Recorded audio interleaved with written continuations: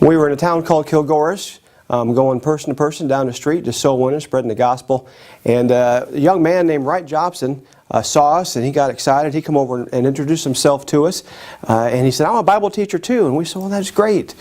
We chatted for a few minutes, and he started quoting scripture and telling Bible stories. He's trying to impress us with how much he knew about the Bible. But then he looked us right in the eye and he said, "But there's one thing I'm lacking. There's one thing I'm missing. I don't understand." He says, "I don't know how to be born again." We said, "Well, Wright Jobson, we believe that maybe God sent us your way today to show you the way of salvation, how to be born again." So he said, "Come on in," and he invited us into his home, just a little tin shack. We spent about 45 minutes with him sharing the gospel. And after that time, the little light bulbs were going off in his head, and he was just so excited. And after 45 minutes, he bowed his head and he called on Christ. Well, during this process, we were talking with him. He was so excited about the message he was hearing. He got out his phone and he texted his friends. No water and no electricity, but yet they have a cell phone. And two of his friends came over. Their names were Eric and Geoffrey.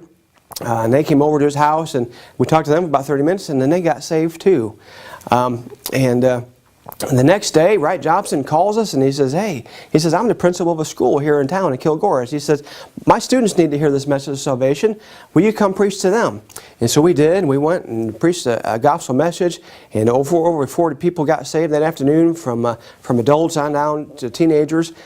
And a few days later, he called us back and he said, "Hey, my village needs to hear this message of salvation." He says, "Why don't you use my school to start a church?"